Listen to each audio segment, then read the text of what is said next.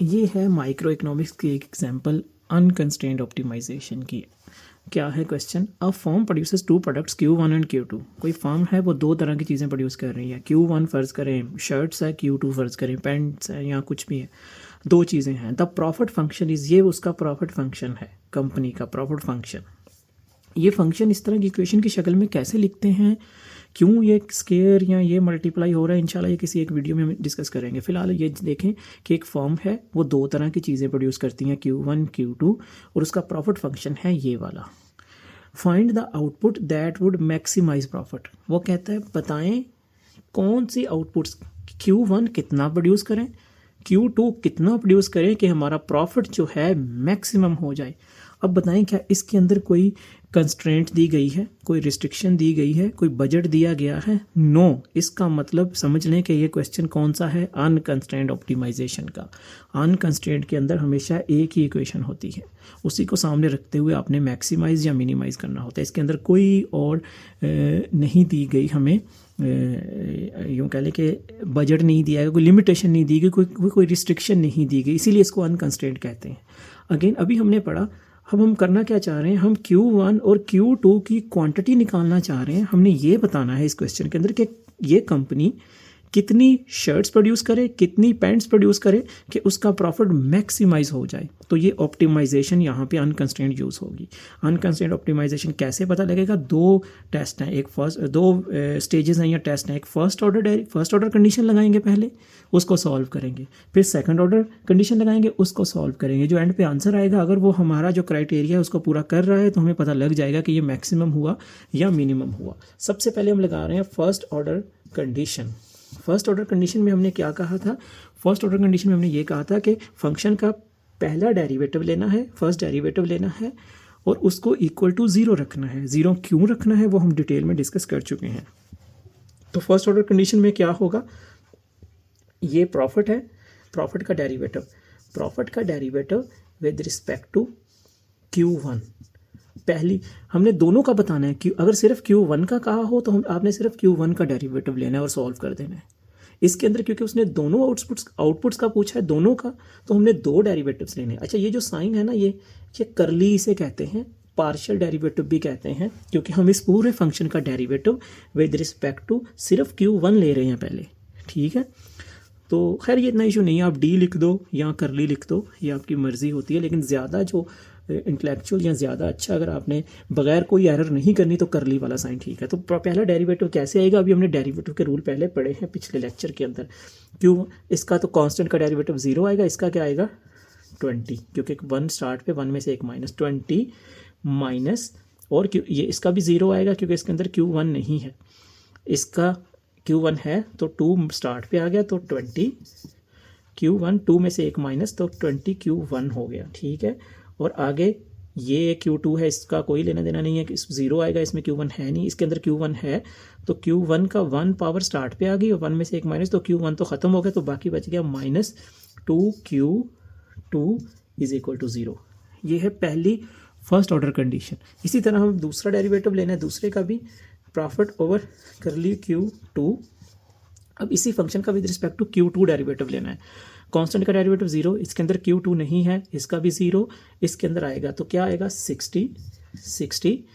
इसके अंदर Q2 नहीं है, इसका डेरिवेटिव 0, इसके अंदर Q2 है, तो 2 स्टार्ट पे 2 मल्टीप्लाई बाय 2 4 Q2 आ गया, तो इसके अंदर भी Q2 है, तो minus 2Q1 is equal to 0। ये फर्स्ट ऑर्डर कंडीशन है। ये जस्ट अभी हमने डेरिवेटिव लिया, अब हमने इसको सॉल्व करना है साइमल्टेनियसली का मतलब है दोनों को साथ लेके चलना है, इसके अलावा सॉल्व नहीं हो सकता ना। देखें Q1 Q2, अब बहुत से तरीके हैं साइमल्टेनियसली सॉल्व करने का। आपने मैट्रिक में भी पढ़ा होगा साइमल्टेनियस इक्वेशन सिस्टम, या अगर नहीं भी पढ़ा तो सिंपल आप ये देखें, या तो इस इक्वेशन को पकड़ लें, इसमें से Q1 की वैल्यू निकाल के इधर पुट कर दें Q1 की, या इसमें से Q2 की निकाल के इसके अंदर पुट कर दें, या इसका अपोजिट कर सकते हैं, इसको पकड़ के उसके अंदर पुट कर सकते, आपकी मर्जी है। ठीक है, तो मैं क्या करने लगा हूँ, मैं जो ये वाली है इसमें मैं यूँ कर लेता हूँ कि Q1 की वैल्यू निकाल लेता हूँ, जो आएगी वो मैं इसके अंदर पुट कर दूंगा। ठीक है, तो कैसे होगा, तो ये क्या होगा, -20 Q1 इधर ही रह गया, ये दूसरी साइड पे जाके पॉजिटिव हो जाएगा 2Q2, ये था पॉजिटिव था, ये नेगेटिव हो गया, ठीक है। तो Q1, तो जब ये -20 इधर मल्टीप्लाई हो रहा है दूसरी साइड पे जाके डिवाइड होगा तो -2/20 तो 1/10 आ जाएगा। Q2 माइनस, तो ये माइनस माइनस प्लस हो जाएगा 20/20 तो 1 आ जाएगा, ठीक है। इसको मैं फ़र्ज़ करें थर्ड इक्वेशन का नंबर दे देता हूँ, ये फ़र्ज़ करें फर्स्ट है, ये फ़र्ज़ करें सेकंड है, ठीक है। अब क्या करते हैं हम, क्या करेंगे इसी तरह या तो इस Q1 को इधर पुट कर दें तो भी ठीक है, या एक और काम कर लेते हैं और इजी कर लेते हैं कि हम इसको भी ऐसे ही लेके चलते हैं, इसमें से भी Q1 की वैल्यू निकाल लेते हैं इस इक्वेशन से। तो क्या होगा, कैसे होगा, -2Q1 इधर ही रहेगा और ये बाकी सारी चीज़ें दूसरी साइड पे चली जाएंगी, तो 4Q2 -60 हो गया, ठीक है। तो क्या बन गया, Q1 तो -2 मल्टीप्लाई हो रहा है, इधर आके डिवाइड हो जाएगा तो ये बन जाएगा -2Q2, इधर आके माइनस माइनस प्लस हो जाएगा, 2 डिवाइड होगा तो 30, ये 4 आ गया। अब देखें ये भी Q1 है, ये भी Q1 है, दोनों चीज़ें सेम है तो इन दोनों को हम इक्वल रख सकते हैं। मैं फिर बता रहा हूँ कि साइमल्टेनियसली सॉल्व करने के बहुत से तरीके हैं। मुझे जो इजी लगता है वो ये है कि सिर्फ इससे भी Q1 की वैल्यू निकाल लो, इससे भी Q1 की वैल्यू निकाल लो, दोनों को इक्वेट कर दो। अब मैं क्या करूँगा, Q1 = Q1 करने लगा हूँ, यानी कि इक्वेशन 3 = इक्वेशन 4 करूँगा, ठीक है। इधर हम अभी करने लगे हैं। ओके, अब मैंने क्या किया, ये जो थर्ड इक्वेशन आई थी Q1 की, ये भी Q1 की, इन दोनों को इक्वेट कर दिया जिस तरह ये मैंने लिखा था इक्वेशन 3 = इक्वेशन 4। तो अब इसको सॉल्व कर देते हैं Q2 के लिए। Q2 को इधर ही रहने दें, -1/10 Q2, ये दूसरी साइड पे माइनस का इस साइड पे आके पॉजिटिव का हो जाएगा 2Q2 = 30, ये 1 पॉजिटिव है, दूसरी साइड पे 1 माइनस हो जाएगा। तो इसका अब एलसीएम ले लें, एलसीएम क्या आएगा, एलसीएम इसका आएगा, इसका 10 है तो इसका 1 है, तो 10 एलसीएम आ गया, 10 इसको 10 पे डिवाइड किया, आंसर 1 आ गया, तो 1 तो ये बन जाएगा -Q2। अब इसके साथ करेंगे तो क्या आएगा, प्लस इसका डिवीजन में कुछ नहीं है तो 10 मल्टीप्लाई बाय 2 20 Q2 = 29। अब जिस तरह भी एलसीएम लेते हैं अपने तरीके से वो कर लें, इसमें कोई रॉकेट साइंस नहीं है। अब 20 में से 1 Q2 निकाल दें क्योंकि ये पॉजिटिव है माइनस, तो ये बन जाएगा 19 Q2 / 10 = 29, यही बन जाएगा ना 29। अब जस्ट ये 10 इधर डिवाइड हो रहा है, दूसरी साइड पे जाके क्या हो जाएगा, मल्टीप्लाई हो जाएगा, तो ये बन जाएगा 19 Q2 = 10 मल्टीप्लाई बाय 29, 290 शायद बन जाएगा, हाँ। Q2 = 290 डिवाइड बाई 19 = 15.26, तो Q2 हमारा आ गया 15.26। अब हमने Q1 निकालना है। Q1 कैसे निकालना है, इस Q2 को किसी भी इक्वेशन में पुट कर दें तो आपका Q1 आ जाएगा। जिस तरह हम फर्ज करें ये हमारी इक्वेशन 3 थी ना, ये इक्वेशन 3 है, ये इक्वेशन 4 है। इक्वेशन 3 क्या थी, इक्वेशन 3 हमारी क्या थी, इस तरह थी, Q1 = -1/10 Q2 + 1, यही थी ना जो हमने पहले निकाली। इसकी जगह बस इसको पुट कर दें, Q1 = -1/10 Q2, ये आ जाएगा 15.26 + 1, तो हमारे Q2 का इसको अगर हम 5 इसको मल्टीप्लाई बाय 10 मल्टीप्लाई करके 10 पे डिवाइड करके +1 करें तो हमारा जो आंसर आएगा Q1 का वो आएगा -0.52, ठीक है, ये आ गया। तो अब हमने ये देखना है कि ये था हमारा फर्स्ट ऑर्डर डेरिवेटिव। अब हमने ये देखना है कि किस जगह, क्या ये जो Q1 और Q2 हमारे आए हैं, ये Q1 है, ये Q2 है, जो Q1 और Q2 हमारे आए हैं, क्या ये मैक्सिमम है या मिनिमम है, क्या इधर हमारा प्रॉफिट मैक्सिमम होगा या नहीं।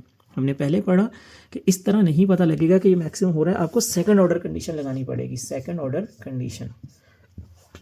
ऑर्डर कंडीशन का मतलब क्या होता है, जो आपने पहला डेरिवेटिव लिया था उसका एक और डेरिवेटिव लेना है। अगर वो डेरिवेटिव का आंसर पॉजिटिव आ गया तो समझ लें आपका मिनिमम है, अगर आपका नेगेटिव आ गया तो समझ लें मैक्सिमम है। तो सेकंड ऑर्डर कंडीशन से पहले हमें याद हो, हमने जब इसका Q1 फर्ज करें Q2 की रिस्पेक्ट से देखते हैं, Q2 की रिस्पेक्ट से जब हमने डेरिवेटिव लिया था तो आया था 60 - 4 Q2 minus 2q1 is equal to 0, यही थी ना first derivative q2, first derivative ये था। अब हमने लेना है इसका सेकंड डेरिवेटिव। सेकंड डेरिवेटिव कैसे लिखते हैं, करली के ऊपर 2 लिख देना आपने और इस दफ़ा 2 इधर लिखना है, यानी कि पहली दफ़ा 2 डेरिवेटिव के इस तरफ लिखना है और दूसरी दफ़ा इस तरफ लिखना है। तो आंसर क्या आया, कांस्टेंट का derivative 0 with respect to q2 ले रहे हैं, तो इसका क्या आंसर आएगा, q2 की रिस्पेक्ट से कितना इस डेरिवेटिव का फिर से डेरिवेटिव ले रहे हैं विद रिस्पेक्ट टू q2, क्योंकि सेकंड ऑर्डर कंडीशन है q2 की। कांस्टेंट इसका -4, इधर q2 नहीं है तो 0। अब बताइए आंसर पॉजिटिव आया नेगेटिव आया, नेगेटिव आया। इसका मतलब क्या बना, नेगेटिव मीन्स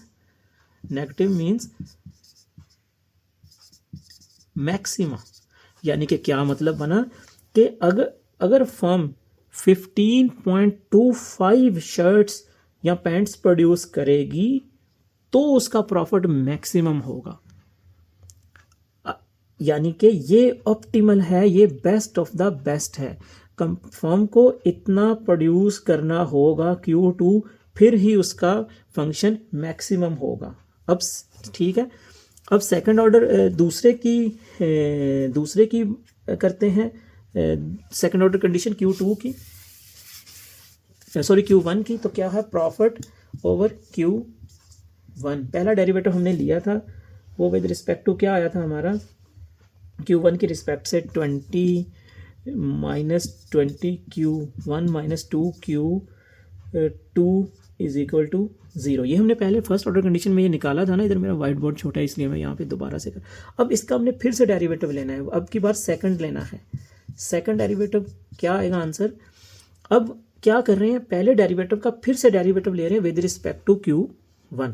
ओके, क्या आंसर बनेगा, कांस्टेंट का 0, ये आ गया -20, क्योंकि 1 स्टार्ट पे 1 में से एक -20, इधर Q1 नहीं है तो इसका आंसर इसका 0 आएगा। तो अगेन क्या बना आपका आंसर, क्या आया, नेगेटिव। नेगेटिव जब भी आएगा तो आपका होगा मैक्सिमा, क्योंकि हमने पढ़ा था ना वो इस तरह के डायग्राम में कि पॉजिटिव होकर नेगेटिव होगा तो मैक्सिमम, तो ये वही चीज़ है। पॉजिटिव डेरिवेटिव में चेंज नेगेटिव हुआ, डेरिवेटिव फर्स्ट डेरिवेटिव में जो चेंज आया वो नेगेटिव है, तो मैक्सिमम।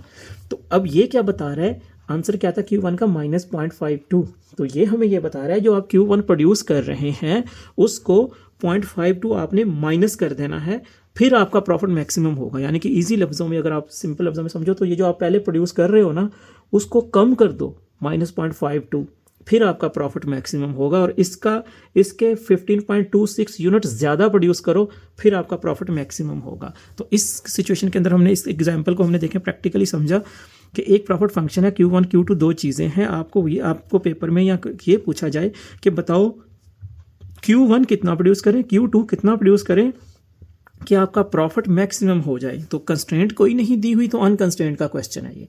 फर्स्ट ऑर्डर कंडीशन लगानी, पहला डेरिवेटिव लेना, सेकंड ऑर्डर कंडीशन लगानी, दूसरा डेरिवेटिव लेना। पहले डेरिवेटिव को हमेशा 0 को इक्वल रखना है, चाहे आपको मैक्सिमम का पूछा जाए चाहे मिनिमम का पूछा जाए। सेकंड ऑर्डर कंडीशन के अंदर आपने सेकंड डेरिवेटिव लेना है, अगर उसका आंसर नेगेटिव आ गया तो मैक्सिमम है वो पॉइंट, अगर पॉजिटिव आ गया तो मिनिमम है पॉइंट। अभी हमने अनकंस्ट्रेंट पढ़ लिया, अब हम जाएंगे कंस्ट्रेंट ऑप्टिमाइजेशन की तरफ।